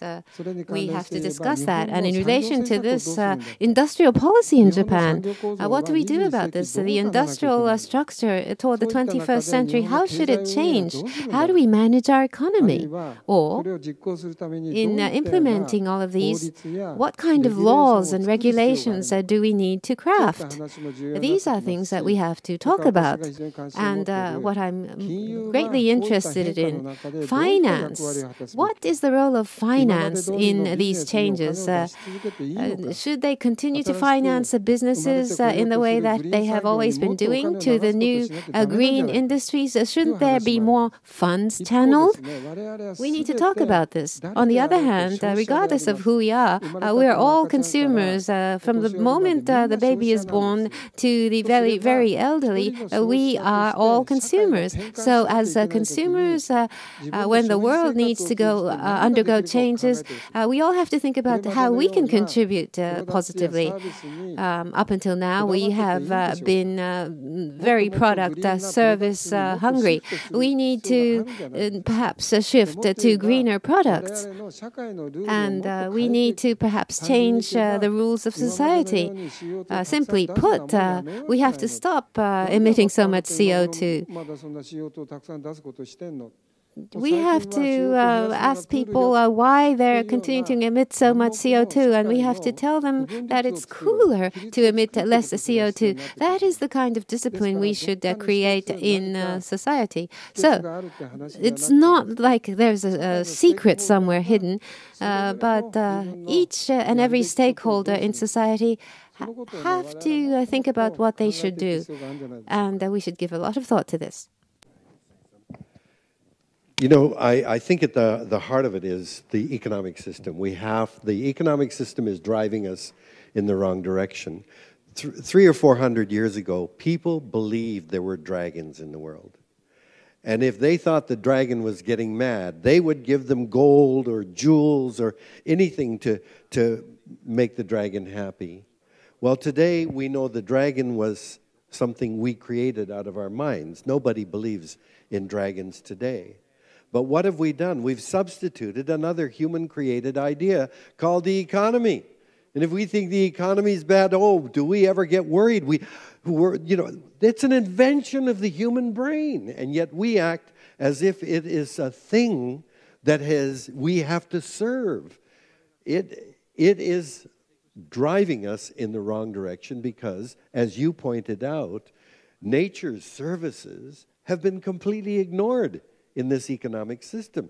When we have fought for trees to stop logging in British Columbia, and the chairman of the forest company that was going to log this forest, he said, "Are you willing to pay to protect that tree? Because if you don't, it only has value when we cut it down." And in our system, that's true. That tree is, as long as it's standing, is taking carbon dioxide out of the air, putting oxygen back in it, but that has no place in our economic system. The tree is holding the soil, so when it rains, it doesn't wash into the creek and destroy the salmon spawning. The tree is performing many services to keep the planet healthy for us, and it's not in the economic system.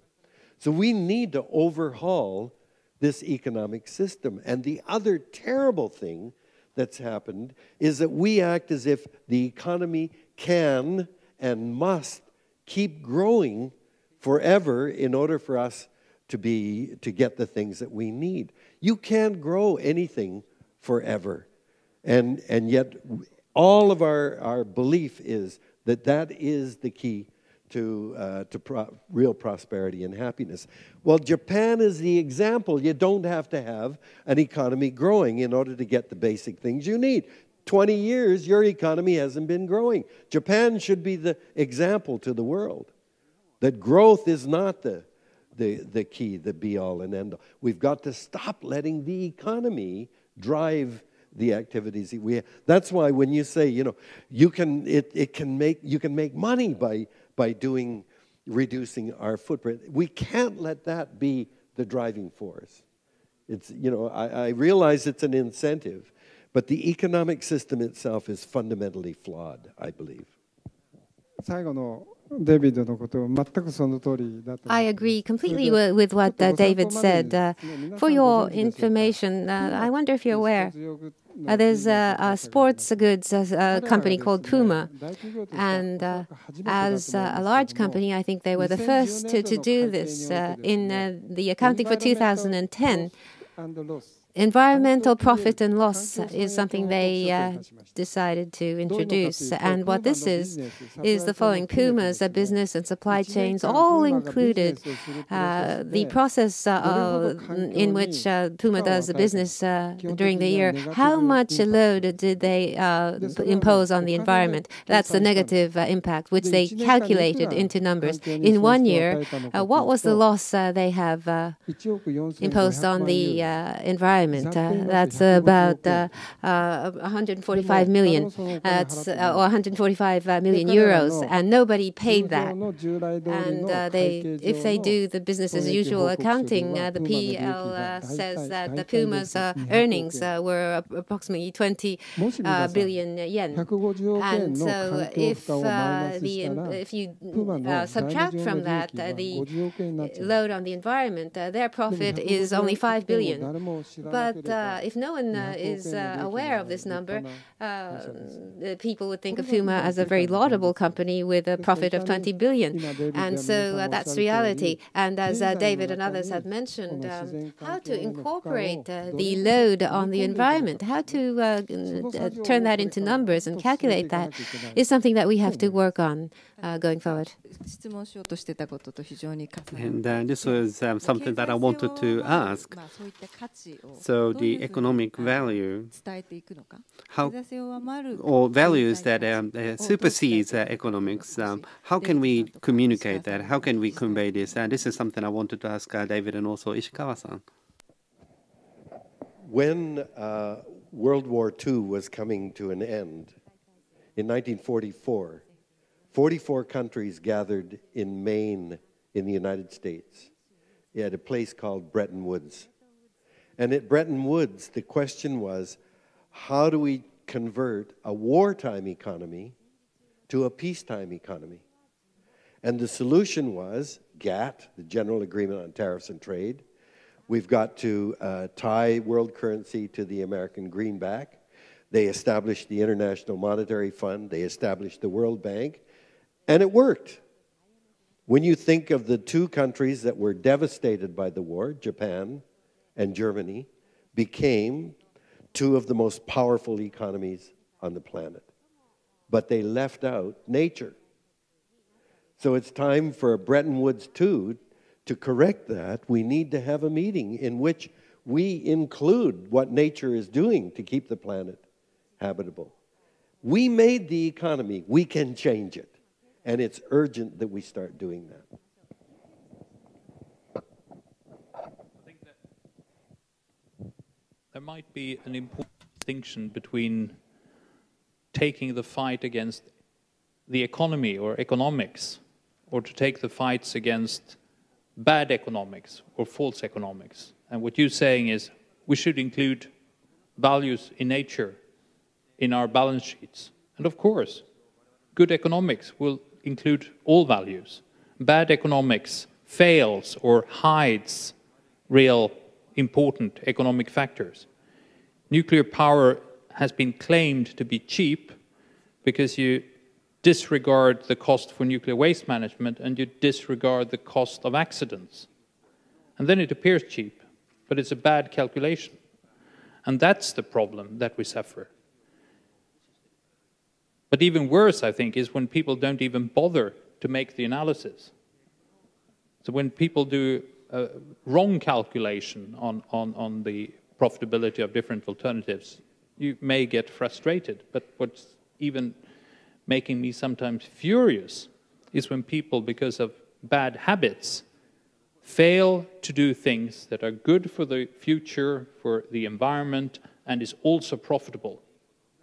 They don't even bother to do the calculation. They belong to one of the least public but very important groups in the world, those of idealistic environmental destructors.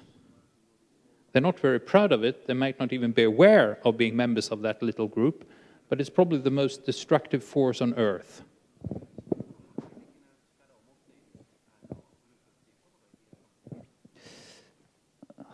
When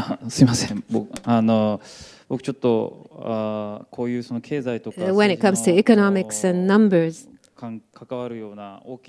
these very major issues are difficult for me to take part in, but I've taken pictures of people who live close to nature. So this big picture is something that I find very difficult to keep up with and discuss.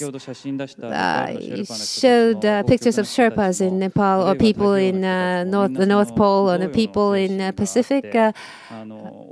They have a spirit where they do not cherish too much money, but the wisdom that they have and the fish that they have caught, these things are things that they are very generous about, and giving is in their culture. They live in such a culture, the culture of giving.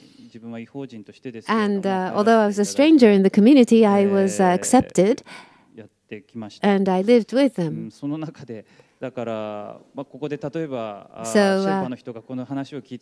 the Sherpas were listening here, I'm just thinking about how they would respond to the subjects that are discussed here.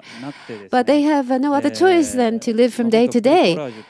Bricolage is a word that I like very much. To take the things that are available to you and to somehow make do with what you have. You take the material that are available and you use your wisdom, you muster your wisdom to try to live. These are people who live according to the bricole rule or bricolage. So whatever they have available, they share and they conduct their living. And these people live that way. And I have a tremendous respect for them, and I like such a society. That's about the extent to which I can contribute to this discussion. Thank you very much. Yes, thank you. And in Japan, we're not seeing development in the nuclear. The nuclear power is not being used in Japan. We're actually buying fossil fuel from overseas, and we're generating energy. But the energy that we have is not being used. We have the blessing of the sun, the wind, and despite the fact it caused great damage, we have the power of magma in Japan from the Earth core. So how can we utilize that? And I think it's the same perspective. So what Mr. Ishikawa said is completely in line, I think. So in that sense, in order to promote natural energy or renewable energy, and there is a number of specific questions that's been raised, so maybe we should try to raise this. How do we get the consensus from the local region? Some people say that natural energy also destroys the environment, and it will also have impact towards the environment. Some people have that kind of concern. So is there any good examples that one may be able to refer to? Maybe if I could ask Thomas to provide an example.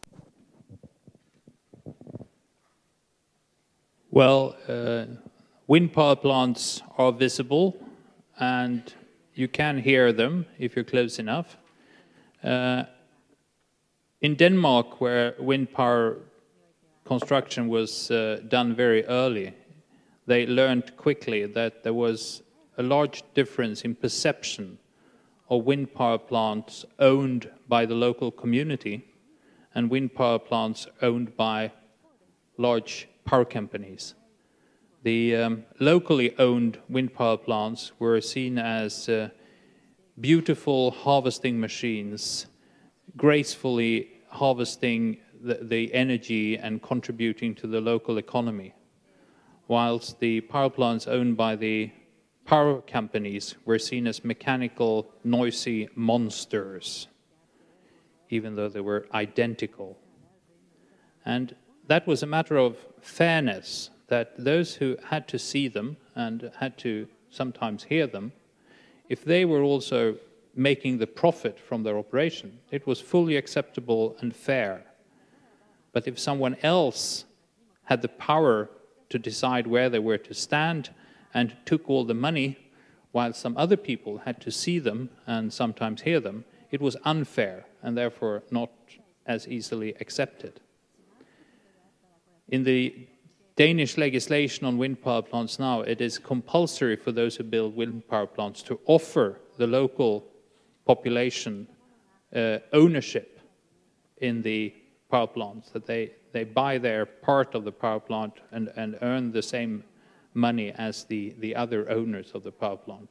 And that's a good way of making the investments fair and the environmental effects carried by the same people who also make the profit. When it comes to geothermal energy, I know that the established hot spring baths and tourist attractions in Japan are worried about what could happen if you started using geothermal energy. Iceland, an island in northern Europe that is the country that uses most geothermal energy per inhabitant in the world by far, they have as their most well-visited tourist attraction in the whole country is the bath that has been established at the largest power plant on Iceland. Almost anyone visiting Iceland tend to stop by on their way from the airport to the capital, Reykjavik.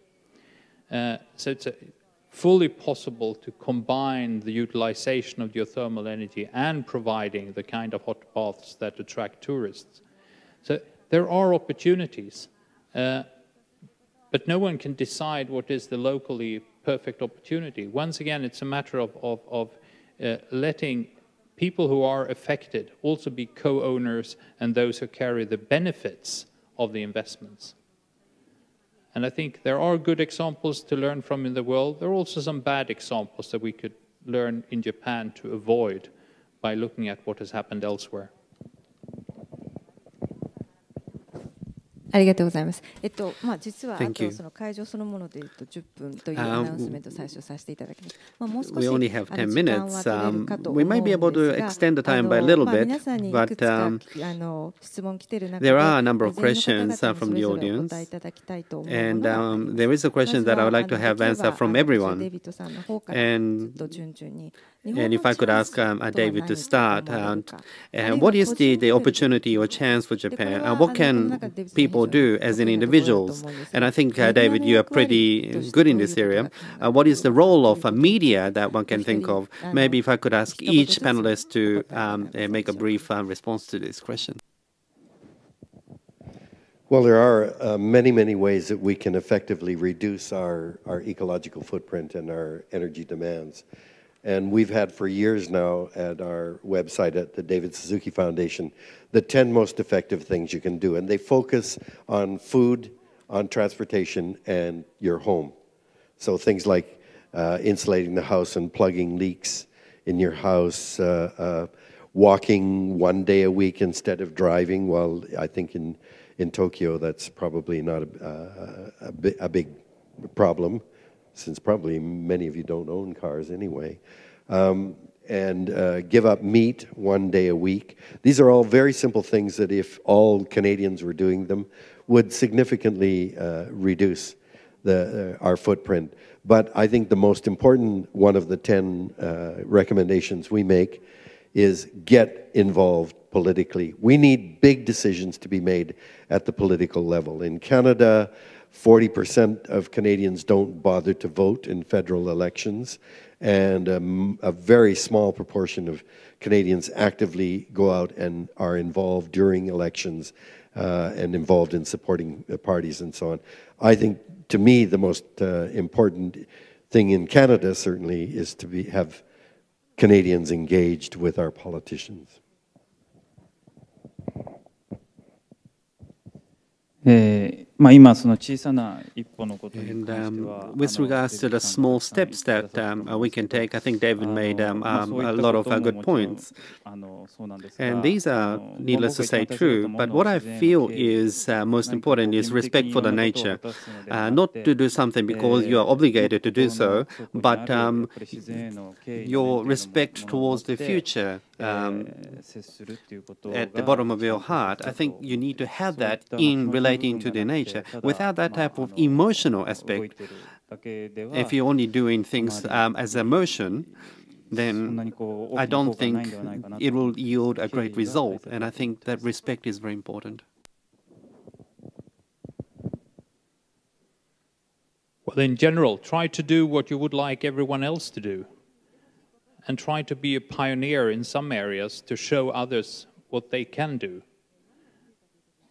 That's a general good advice. And David gave some detailed examples, and I think many of them are of the kind, when you do them, insulating your house, for example, you get better comfort, lower costs, so it's extremely enjoyable, and it's so frustrating that people don't do it. They're losing comfort, losing money, and destroying the environment. Why? Allow me to respond to all of the three questions. First of all, an opportunity for Japan. Well, before opportunity in Japan, I think there is a great risk that Japan faces. So we are kind of faced at a cross point. So if the situation continues, the risk would become more evident. Japan will start to disappear from the map of the world. But Japan has a lot of potential compared to the world. Japan has a lot of things that it excels at. But what it lacks is the will that indicates the direction that we want to head towards. It's the mind of the society, the mindset of the world, of the Japan. It's the will of us. We have experienced a devastating the situation in 311, and the Japanese people are starting to seek for a new sense of value. And the people at this the symposium, what do they want to place value on in their lives? And people are starting to seek for what they want to achieve. So economic and technical power that we have, we need to bring that together. And what the global society in the 21st century needs, I think the national model can be generated out of Japan. I think we have that kind of opportunity. And we need to try to realize this. The second point is what one can do. Well, I don't want you to look outside. I want you to look at yourself. What can I do? What am I to do? Mount Gandhi said this. If there is a change that you want to see in this world, then you have to become that change. So if you expect something from someone else, then you have to do that yourself. So you have to think that you're at the center of the world. That's the kind of thinking that I would like for you to have. Now, in relation to media, I think the media plays a significant role. And let me say, media tend to be communicating on the events, on so date, at what time someone did this. But what is important is why such an action was taken. Why do we see continuance of these events? You need to raise the trend that lie behind this. The world is, or the society is trying to create a new trend right now. So the media should not just communicate the what, but it should communicate why. And I think that's why the why aspect should the media should be communicating more. Thank you very much. Lastly, we'd like to ask each of the panelists to say a few words on the following. I have several questions for David, and I'd like you to answer them. Your children's generation or your grandchildren's generation, is there a message that you want to communicate to them? And what is the role of the elderly, seniors? I'm sure there are people of the same age as David here. What's the role for seniors? And in addition to that, if you could give us a comment as well. Thank you. Well, what I say in Canada is that our politicians are not evil or stupid, but when they are elected to office, the most important thing they work for is to get reelected. And that means that they have to work on doing things so that people who vote will vote for them in the next election. Children don't vote. So politicians aren't interested in children. They're only interested in getting the votes in the next election. And the children of children don't even exist. So nobody is looking very far in their political priorities. So young people, and yet young people today, what is decided or not decided today will not affect old people like me. I'm in the last part of my life, but will have huge repercussions for our children and future generations. So I say to young people, well, teenagers in high school, you have to get involved politically. And the way you do that is the two most important people in the world are your mother and father. So your mother and father have to start if they care about you, have to get out and be active politically to make sure politicians pay attention to the implications for children.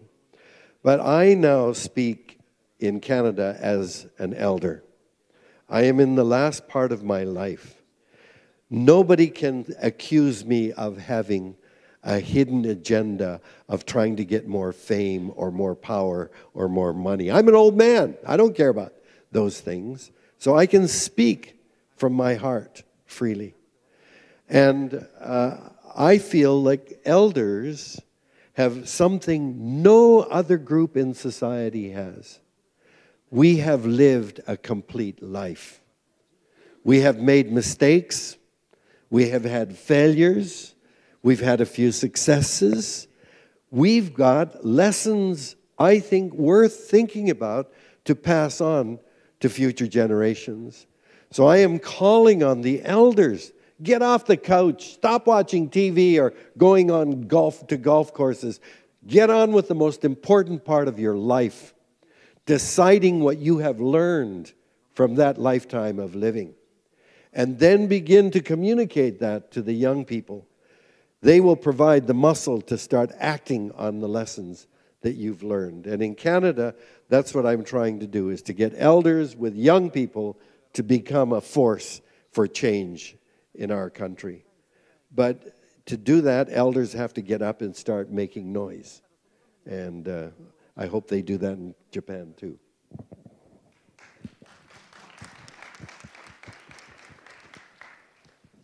I'm 35 now, so perhaps I don't belong to the younger generation, but I'd like to take heed of that very powerful message that was issued by David, and I'd like to translate these into action.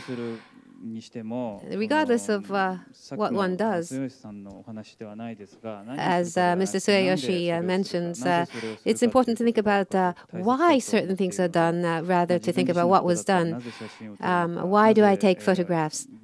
Why do I write? And why do I think in the ways that I do? And why do I do the certain things I do? I always try to think about that. So superficial actions. Rather than to focus on that, I have to properly think about why I'm doing certain things. Is it for my work? Is it to contribute to Earth? Do I do it because I like it? The reasons, I think I have to think about very hard and translate good thoughts into action.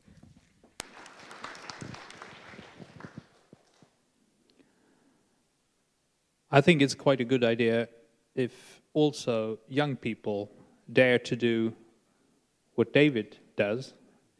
Speak from your heart. Use your mind, but dare to speak. I think that's one of the problems in this area in Japan as well as in many other countries, that if we did dare to speak, we would find that a lot of people around us agree more than we believe. When I talk in front of young people, I usually close in the following way. This is in English. 将来はあなたの手で担っていけるのか? Is the future in your hands? 自らの運命を自らで担っていかなければ、誰か他の人がそれをしてしまう。If you do not manage your own future by yourselves, a third party will do that. Is that acceptable to you? I always close in that way.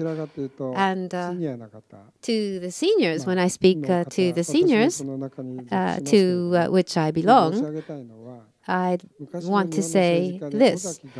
There was a famous Japanese politician called Gakudo Ozaki, and he said as follows, the theater of life exists in the future. It doesn't matter how old you are. You should be in the best position at whichever stage of life you are. So in your life, you are in the best position. Tomorrow will be even better. And you should shed all your concerns, and you should try to do the best in your present position. Thank you very much. I know that we're out of time, but okay, I just wanted to tell a story, and that is I was beginning my last year in college on October 4th, 1957, and I was living in the United States at that time, and on October 4th, 1957, do you know what happened then? The Soviet Union announced they had launched Sputnik, a satellite into space. And we were amazed. We didn't know there was a space program. And that satellite kept beeping, beeping, beeping as it went around. And then the Americans tried to launch their rocket and it blew up. And then they tried to launch another one and it blew up. And each time they launched their rockets, they blew up. Meanwhile, the Soviet Union launched the first animal in space, a dog, Laika. And then the first man in space, Yuri Gagarin. And then the first team of cosmonauts. And then the first woman, Valentina Tereshkova. And we realized the Russians were very advanced. And the Russians were making advances in Africa. And it seemed they were this power. And what did America do? They didn't say, oh my goodness, they're so far advanced, we can't catch up, it will cost too much, it will destroy the economy. They just said, we've got to catch them. We've got to beat them to the moon. And they began to pour billions of dollars into universities, setting up research institutions. I was a foreigner, I was a Canadian living in the United States. All I had to do was say, I like science, and they gave you money. It was a wonderful period to be in the United States. And look at what happened. Not only are the Americans the only country to land people on the moon, but all of the unexpected spin-offs that resulted, GPS, 24-hour-a-day satellites, cell phones, nobody knew what would happen. They just said, we have to get to the moon first. And many things happened as a result. Even today, 55 years later, when the Nobel Prizes are announced in science, who gets most of them? The Americans. Because 55 years ago, they said, we've got to make that commitment. So the main challenge is to jump in and say, this is what we've got to do. And then all kinds of opportunities. I am sure in batteries, in solar panels, there's so many areas where unexpected things will happen. But we have to make the commitment. That's the most important thing. どうもありがとうございました。Thank you very much for that. まず最初、私たち今いろいろな選択迫られているわけですけれども、一つは来週の日曜日ですね。Next week on Sunday we have elections and politics in Japan is about to undergo changes again. Regardless of whether politics changes or not, commitment to energy policy is something that will continue to exist. We have to try to own it. We have to make our own choices for the future. And we need to take action. We'd like to thank all the speakers, and we thank the interpreters as well. それでは自然エネルギー財団のシンポジウムを終わらせていただきます。 So with this we conclude the symposium hosted by Japan Renewable Energy Foundation. You have questionnaires in your hands. If you have some wishes for future programs, please do write them down, and we seek your continued support. Thank you very much, everyone.